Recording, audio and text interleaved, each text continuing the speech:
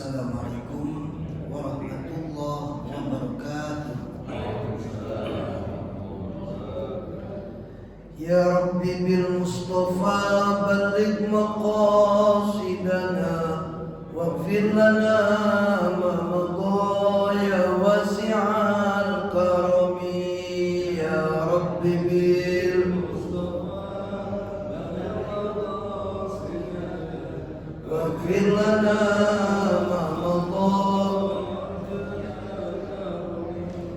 Muhammadun sayyidul qawlaini wa thaqalaini wal fariqaini min urbi wa min ajami. Ya Rabbi bil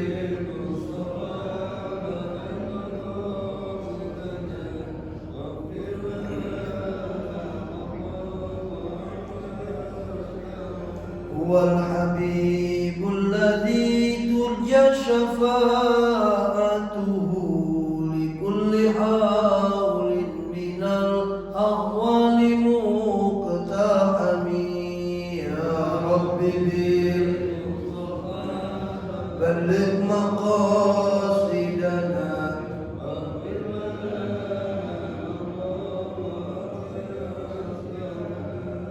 li khamsatun tudfi biha harran waba'il hatima al-Mustafa wal Murtada wabnahuma wa Fatima.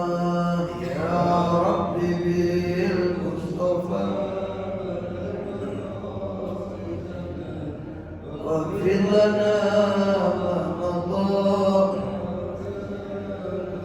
Allahumma salli wa sallim wa barik alaihi. Bismillah walhamdulillah, assalatu wassalamu ala rasulillah wa ala alihi wa ashabihi wa man tabi'a risalata amma ba'd. Hadratil kiram, para asatid, para hujjaj, bapak-bapak haji, ibu-ibu haji, serta calon-calon haji, seluruh jamaah serta pengurus Masjid Jami Kota Simpruk. Alhamdulillah kita panjatkan kehadirat Allah, kita masih bisa melaksanakan satu kewajiban kita, yakni melaksanakan ibadah di awal hari kita, yakni melaksanakan sholat subuh. Alhamdulillah kita melaksanakannya dengan berjamaah, disambung dengan kajian tafsir Jalalain. Mudah-mudahan menambah pemahaman kita tentang Al-Quran. Amin ya rabbal alamin. Sholawat dan salam mari kita haturkan keharibaan baginda Rasul, sekaligus menyatukan ruhani kita dengan ruhani beliau. Mari sama-sama kita bersolawat. Allahumma salli ala Sayyidina Muhammad wa ala ali Sayyidina Muhammad. Tak lupa kita awali kaji kita pagi ini dengan membaca Ummul Quran Suratul Fatihah. Kita berdoa kepada Allah Subhanahu wa taala, semoga orang tua kita, guru-guru kita, sahabat-sahabat kita yang telah mendahului kita, dilapangkan kuburnya, diterangkan kuburnya, dan kita yang masih ada umur, Allah berikan kesehatan untuk kita dan keluarga kita, dimudahkan dalam segala urusan. Ala hadzi ya wa ala kulli shay'in qadir. Nabi Rasulullah sallallahu alaihi wasallam. Wa la ta'lim bi hadzal kitab ana wa yatamassalu rahmati wa maghfirah. Al-Fatihah. A'udzu billahi minasy syaithanir rajim. Bismillahirrahmanirrahim. Alhamdulillahi rabbil alamin. Ar-Rahmanir Rahim. Maliki yaumiddin. Iyyaka na'budu wa iyyaka nasta'in. Ihdinas siratal mustaqim. Siratal ladzina an'amta 'alaihim ghairil maghdubi 'alaihim waladdallin. Rabbi ighfir lana wa liwalidina amin. Para jemaah yang Allah muliakan, kita sampai kepada surah Al-Baqarah ayat 245. Total Al-Baqarah itu berapa? 286. Insyaallah sebelum Ramadan selesai kali Al-Baqarah ya. Kalau orang dulu tuh habis selesai tuh ada yang dipotong. Nah, kebetulan nih mengkajinya Al-Baqarah, berarti yang dipotong apa? Wah. Waktu syuruk hari ini jam 5.25 ya. Waktu syuruk.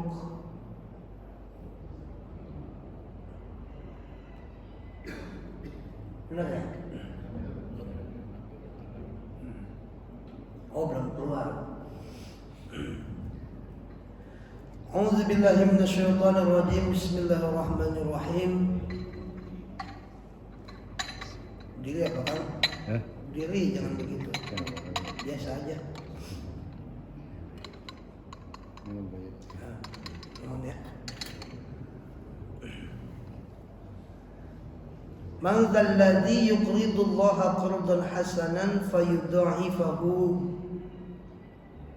lahu ad'afan katsirah wallahu yaqbidu wa yabsutu wa ilaihi turja'un. Terjemahannya tolong dibaca nih. Barang siapa meminjami Allah dengan pinjaman yang baik, maka Allah melipat gandakan dan melipat gandakan ganti kepadanya dengan banyak.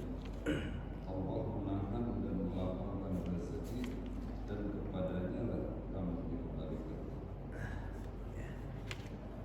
Bahasa yang dipakai dalam surah Al-Baqarah ayat 245 ini bahasanya pinjaman. Ya. Emang kita punya apa minjemin Allah kan begitu ya? Emang semuanya punya Allah. Tapi kok bahasa yang dipakai adalah qardun, pinjaman. Nah, kalau kita yang biasa pinjam meminjam, ada kewajiban orang yang meminjam. Apa itu? Mengembalikan. Kalau kita pinjam itu ada kewajiban kita mengembalikan pinjaman gitu. Nah, dari sini dipakai kata qardun. Nah, jadi kalau kita meminjamkan Allah, nah, dengan bahasa kita Allah pasti akan mengembalikan.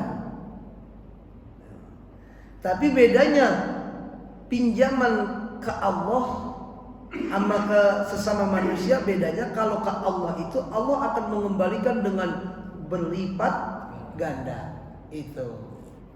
Makanya di dalam muamalah juga ketika kita pinjam meminjam, misalnya itu berupa sesuatu, itu ada juga kesunahan kita melebihkan. Ada itu. Cuma dari inisiatif yang meminjam. Inisiatif yang meminjam. Misalnya minjem motor sama Pak Jiwan.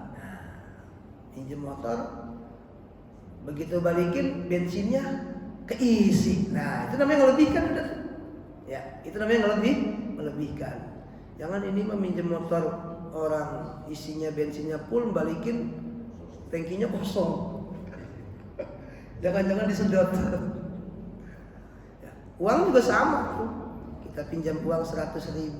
Nah, selama kelebihannya itu inisiatif dari yang meminjam, itu nggak riba. Tapi kalau ditentukan dari awal oleh yang meminjamkan, misalnya ini pinjemin 100.000, baliknya 150 ya, gitu. Nah itu baru ada riba di situ. Nah pinjaman kita kepada Allah, nah dipakai bahasa qardun, pinjam, karena pinjaman itu akan dikembalikan. Nah bedanya pinjaman kita kepada Allah akan Allah kembalikan dengan berlipat ganda. Man dzalladzi, siapakah yang bersedia yuqridullaha, memberikan pinjaman kepada Allah. Nah bedanya pinjaman kepada Allah itu apa? Sedangkan Allah la yahtaju ila syai'in, Sifatnya Allah itu tidak membutuhkan sesuatu. Kalau kita kan serba butuh. Butuh kendaraan, butuh makan, butuh fasilitas hidup, butuh sandang, pangan, papan. Allah nggak ada butuh apa-apa, Pak. Allah minjem apaan gitu kan? Nah, yang dimaksud dengan meminjamkan Allah atau memberi pinjaman kepada Allah di dalam tafsir diterangkan adalah biinfaqi malihi fi sabilillah. Yang dimaksud memberikan pinjaman kepada Allah itu adalah dengan kita menginfakkan harta di jalan Allah. Itu artinya kita meminjamkan Allah tuh. Kalau minjemin pasti kembali gitu. Kalau bicara Allah butuh apa? Allah nggak butuh kita. Apalagi harta kita. Semuanya itu milik Allah. Jadi yang dimaksud dengan qardun yuqridullah, memberikan pinjaman kepada Allah, harus kita garis bawahi adalah dengan cara biinfaqi malihi fi sabilillah. Dengan cara menginfakkan harta di jalan Allah. Nah, itu yang disebut dengan qardun hasanan, pinjaman yang baik. Bukan pinjaman apa namanya? Apalagi pinjol.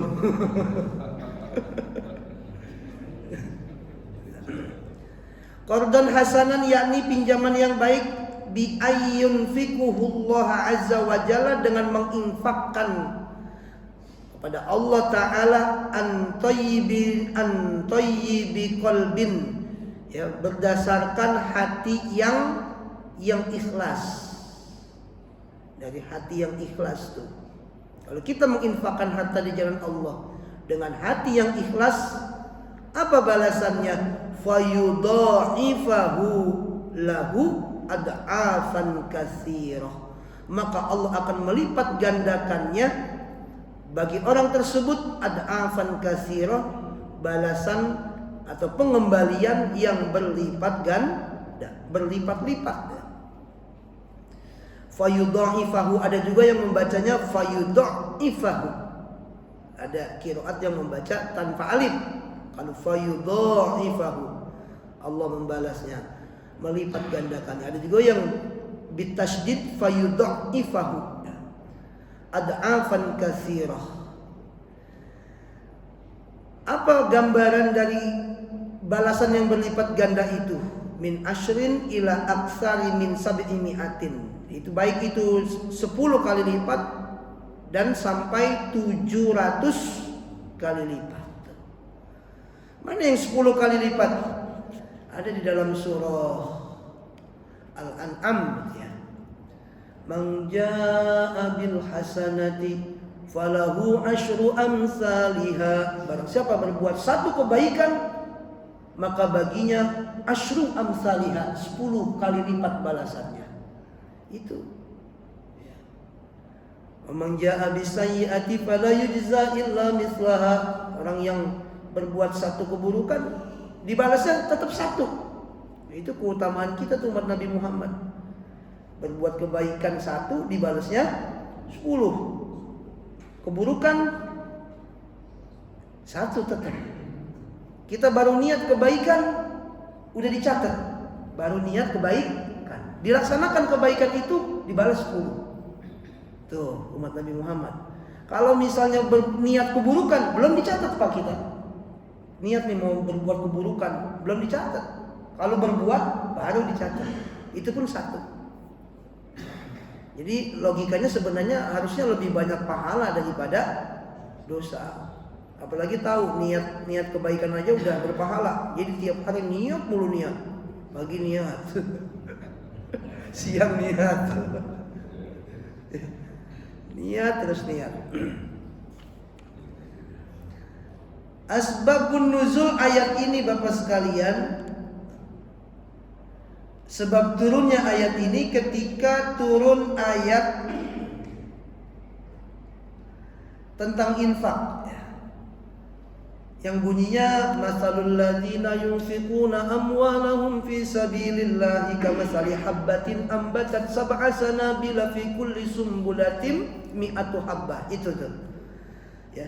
Perumpamaan orang-orang yang menginfakkan hartanya di jalan Allah itu seperti satu buah benih.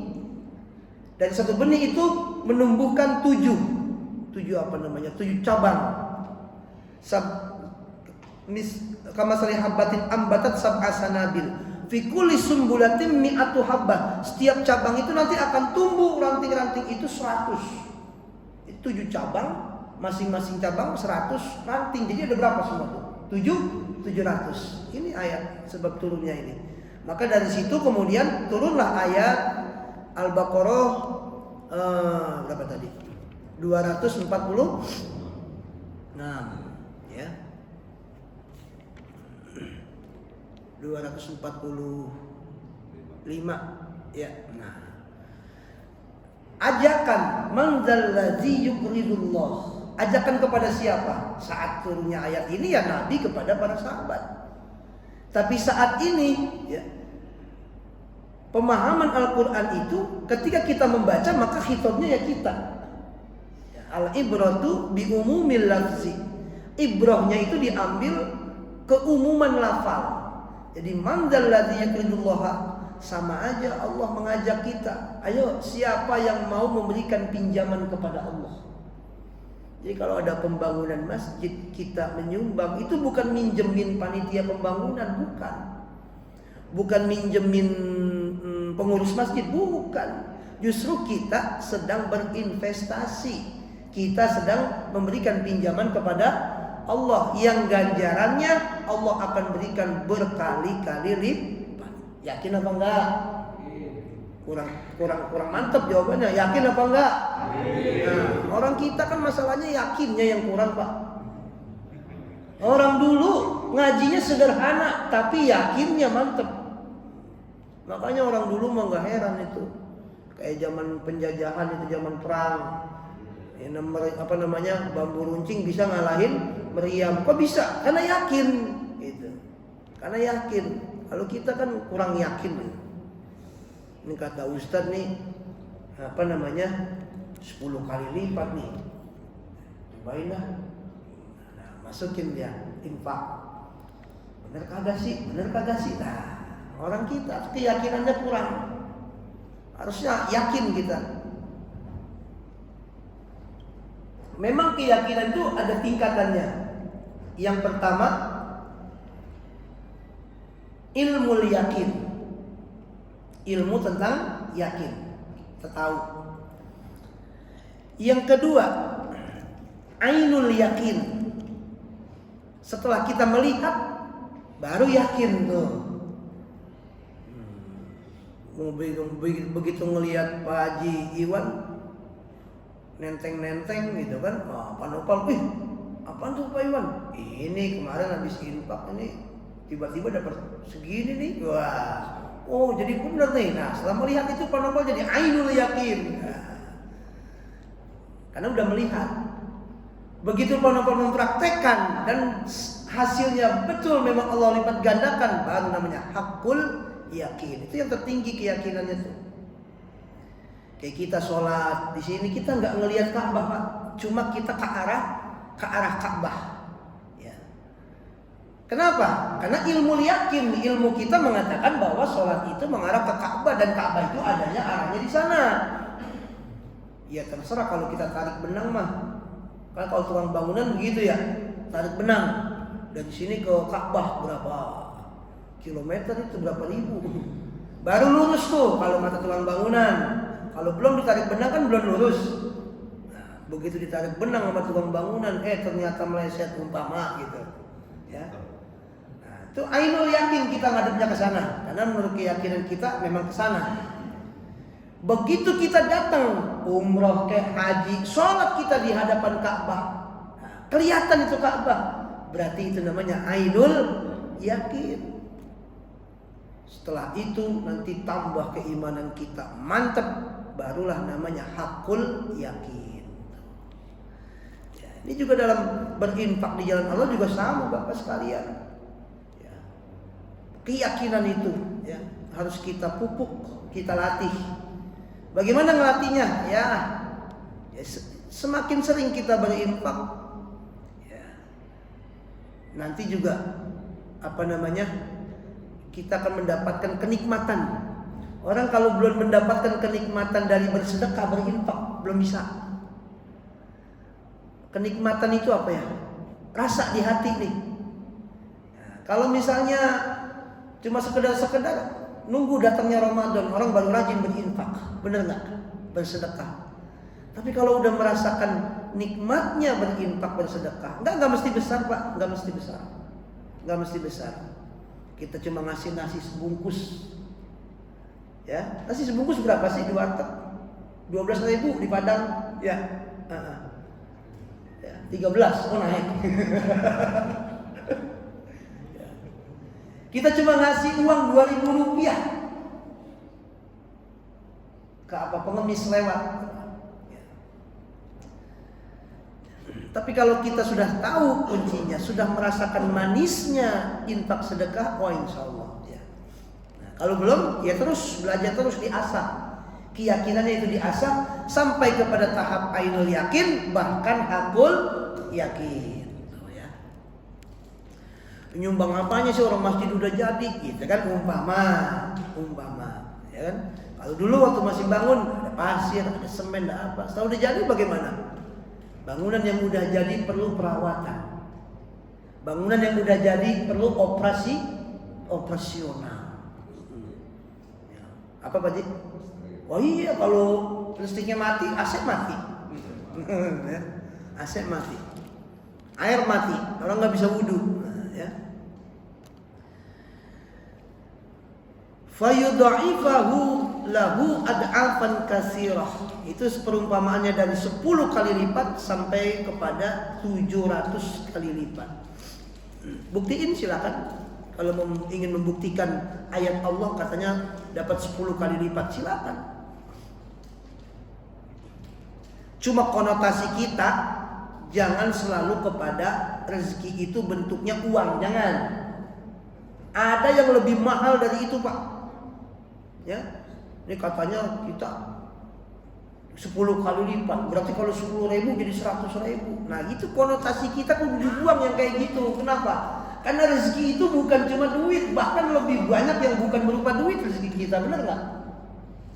Ini kita bisa duduk di masjid pagi-pagi begini, rezeki Allah. Banyak yang belum bisa bangun, atau bahkan nggak bangun lagi. Ada kan begitu. Ya. Kita sehat, rezeki. Kalau uang bagian rezeki, benar.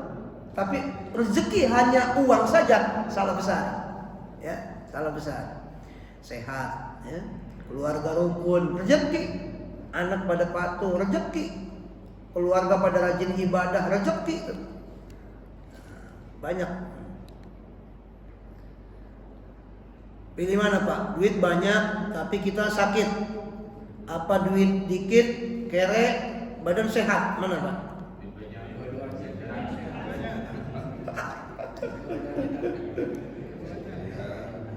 Ini kan yang bikin malaikat ketawa itu tuh.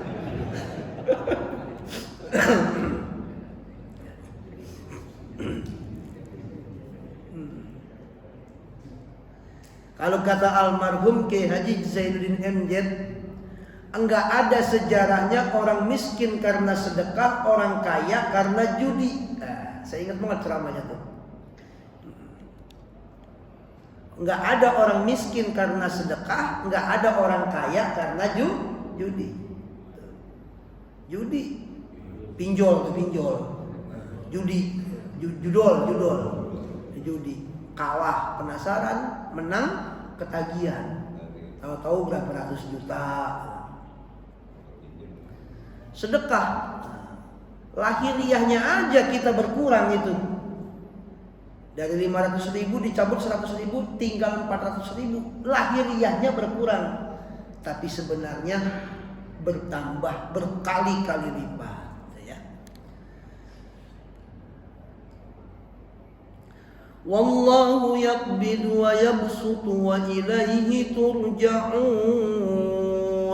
Dan Allah lah yaqbidu yang menyempitkan, wa yabsutu dan meluaskan. Maksudnya menyempitkan rezeki, meluaskan rezeki, itu Allah. Wallahu yaqbidu, dan Allah menyempitkan, adalah Allah menyempitkan ayyumsikur rizqa, menahan rezeki. Rezekinya ditahan. Maksudnya Allah menyempitkan rezeki seseorang, itu rezekinya ditahan sama Allah. Lah kok bisa ditahan? Lah Allah yang punya. Allah yang punya, ditahan sama Allah. Amman yasha, dari siapapun yang Allah kehendaki.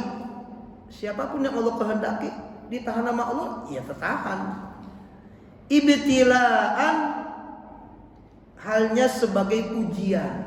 Jadi kalau kita rezeki lagi seret, itu namanya ujian. Ingat nih bahasanya, bahasa Quran. Kalau rezeki kita lagi ditahan sama Allah, rezeki kita lagi seret, itu namanya ibtilaan. Artinya apa namanya? Ujian. Ngadepin ujian kudu apa? Kudu sabar. Ya, satu. Wa yabsutu, dan Allah meluaskan rezeki. Artinya yusi'uhu liman yasha, Allah meluaskan rezeki seseorang yang ia kehendaki. Jadi memang Allah yang berkehendak. Imtihanan, itu sebagai cobaan. Sebagai apa, Pak? Kalau rezekinya lagi dikit, tadi namanya apa? Ujian. Kalau rezekinya lagi banyak, namanya cobaan. Lebih banyak ujian apa cobaan dapatnya kita? Dua-duanya. Ya. Kalau dikit itu namanya ujian, sabar apa enggak? Giliran banyak, coba. Rata-rata kalau lagi dikit sebagai ujian, kita lulus. Ya. Coba kita flashback, kita membangun hidup dari nol dulu gitu kan. Dari bawah, kok bisa sampai sekarang ini gitu kan. Banyak yang kita lewatin, penuh dengan kesabaran, perjuangan. Nah, lulus kita. Tapi kalau misalnya rezekinya Allah luaskan begitu banyak, nah hati-hati, karena itu imtihanan, cobaan. Dan banyak yang gagal melewati cobaan tersebut. Ya, benar begitu.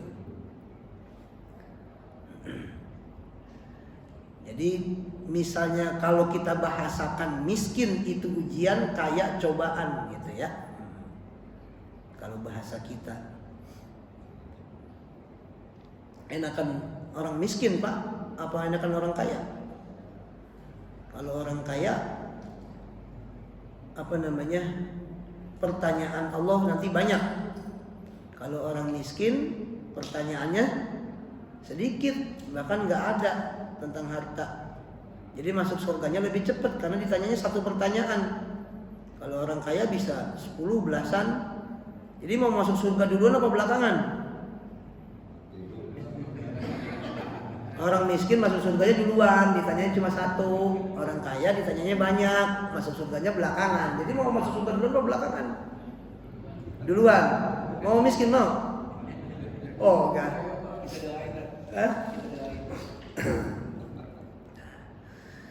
Serba salah. Rezeki atau harta yang Allah berikan itu, kalau sedikit itu ujian, kalau banyak itu cobaan. Karena Allah punya tujuan memberikan kita banyak harta. Allah tujuan itu ada. Nih, satu masjid nggak sama, Pak, rezekinya. Memang begitu. Allah kasih kelebihan satu orang dibanding yang lain. Ada itu, memang ayatnya begitu. Tujuannya apa? Jangan satu masjid, satu keluarga lah kita nih. Misalnya kita punya keluarga, satu akar keluarga nih, satu orang tua, itu adik kakak. Ada yang kaya banget, ada yang sedang, ada yang belangsak, gitu kan. Ya memang sengaja Allah gitu lebihkan dari sebagian yang lain. Untuk apa? Yaitu Allah memberikan kemurahannya melalui orang yang Dia pilih. Jadi kalau kita kasih, itu sesungguhnya kita hanya sebagai tangan Allah. Kita berinfak sebenarnya sebagai tangan Allah. Karena harta yang kita infakkan juga mempunyai siapa? Punya Allah. Kita bangun rumah di atas tanah, emang tanahnya, buminya punya siapa? Punya Allah. Walaupun kita punya sertifikat, itu kan lembarannya sertifikat. Sejatinya buminya punya siapa? Punya Allah. Wallahu yaqbidu wa yabsutu wa ilaihi turja'un, dan kepadanya lah kamu akan dikembalikan. Fil akhirati, di akhirat nanti, bil ba'si, dengan dibangkitkan, fayujazikum bi a'malikum, maka Allah akan memberikan balasan dari amalan kamu. Nanti di akhirat ada yaumul ba's, dibangkitkan itu. Nah, orang-orang yang banyak berinfak fi sabilillah, nah itu maka balasannya ya udah pasti. Hal jazaul ihsan, ya, tidaklah aku balas kebaikan itu melainkan dengan kebaikan yang lebih baik lagi, kata Allah gitu. Ya.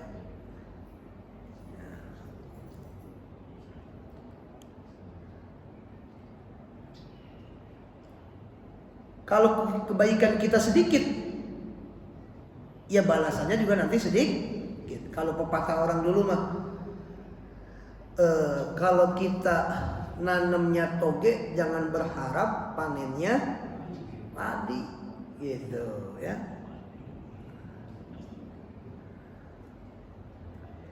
Fisabilillah, makna fisabilillah itu, ya. Kalau makna luas, apapun untuk kepentingan umum, itu fisabilillah.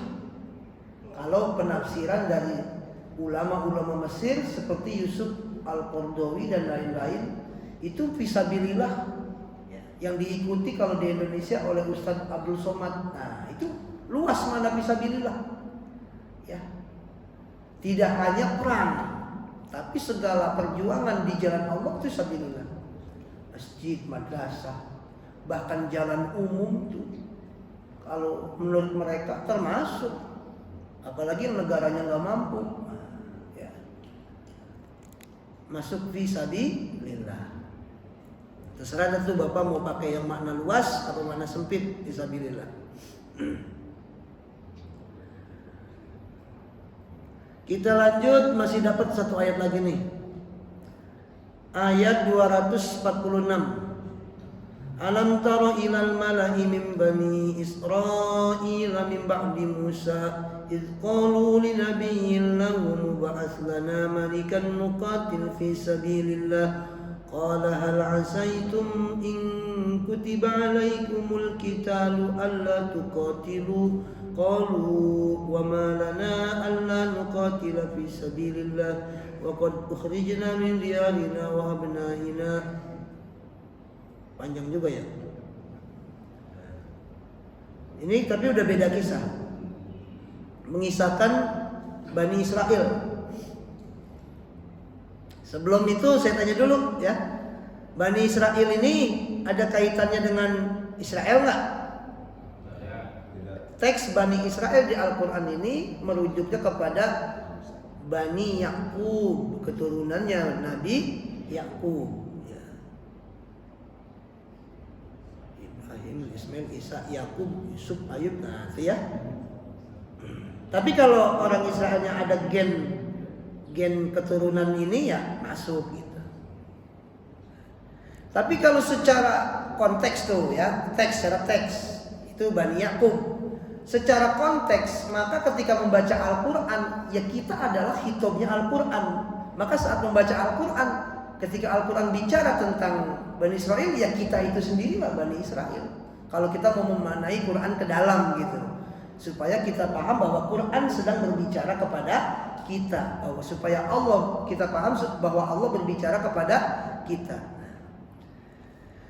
Alam taro, tidaklah engkau melihat ilal mala'i min bani Israel, kepada sekelompok orang dari Bani Israel min ba'di Musa, setelah meninggalnya Nabi Musa. Min ba'di mauti Musa, kalau ditafsir begitu, setelah meninggalnya Nabi Musa.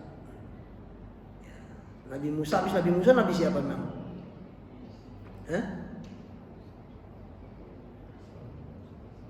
Musa, habis Nabi Musa Nabi apa? Harun, Musa, Ilyas, ya. Ilyasa. Apal nggak sih?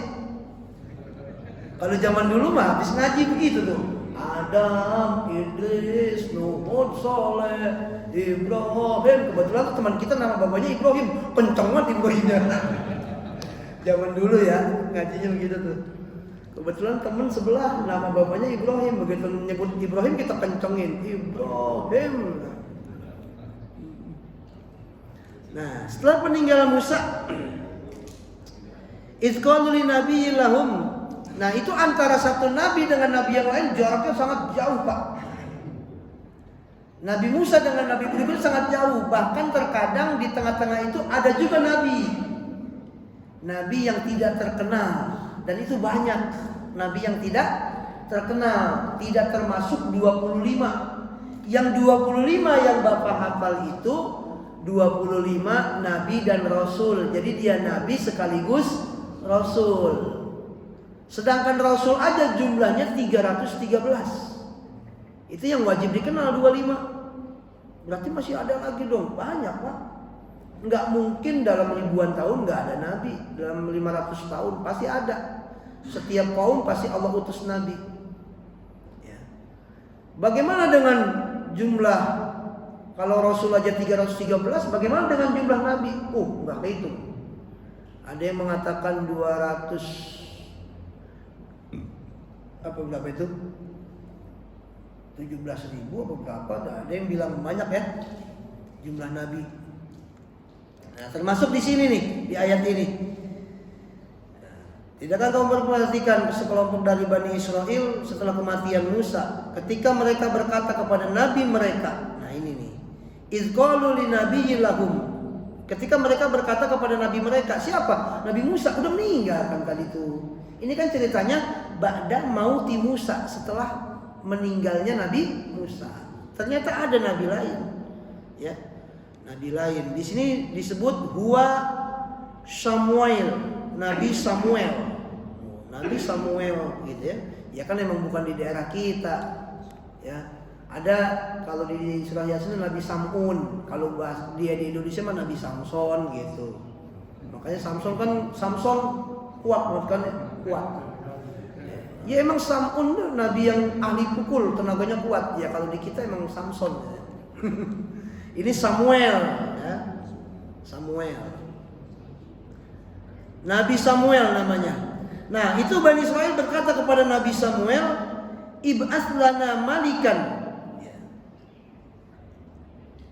Angkatkan kepada kami atau utus kepada kami malikan, seorang raja.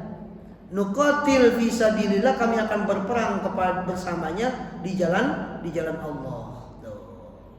Bisa mengatur tentara, melatih tentara gitu kan. Jadi bisa berperang. Qala nabiyyu lahum, lalu qala hal asaitum,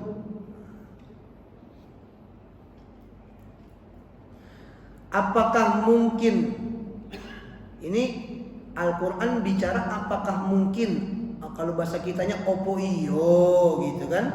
Katanya kan tolong utus seorang raja, kami akan berperang bersama dia. Opo iyo gitu. Ini kan istifham, pertanyaan, tapi udah tahu jawabannya. Allah tuh gitu, walaupun udah tahu jawabannya Allah tetap bertanya gitu. Namanya istifhamnya istifham ngeledek gitu ya. Qalu mana dia? Al-asaitum in kutiba alaikumul qitalu, apabila diwajibkan bagimu berperang, alla tuqatilu fi alla tuqatilu, apakah kalian akan ikut berperang? Gitu. Apa iya seandainya Allah wajibkan perang, kalian akan ikut berperang? Kata Nabi Samuel begitu, ya. Kata Nabi Samuel. Qalu wa ma lana la nuqatilu fi sabilillah. Enggak mungkinlah kami tidak berperang di jalan Allah. Kata Bani Israel, wa qad ukhrijna min diyarina wa abnaina. Kami sungguh telah diusir dari rumah kami dan juga anak keturunan kami, bisababihim, dengan sebab mereka. Ya, mana mereka sangat benci dengan musuhnya itu. Jadi ketika akan turun perintah perang, pasti kami berperang, kata Bani Israel. Lantas apa yang terjadi? Falamma kutiba alaihimul qitalu, tatkala diwajibkan bagi mereka berperang, turun perintah berperang, Tawallau, mereka berpaling. Mereka kecut, takut, nggak jadi berperang. Illa qalilan minhum, kecuali hanya sedikit orang. Tuh mentalnya Bani Israil. Wallahu alimun bizzalimin, dan Allah Maha mengetahui terhadap orang-orang yang zalim. Wallahu a'lam bissawab. Al-Fatihah. A'udzu billahi minasy syaithanir rajim. Bismillahirrahmanirrahim. Alhamdulillahi rabbil alamin. Arrahmanir rahim. Maliki yaumiddin. Iyyaka na'budu wa iyyaka nasta'in.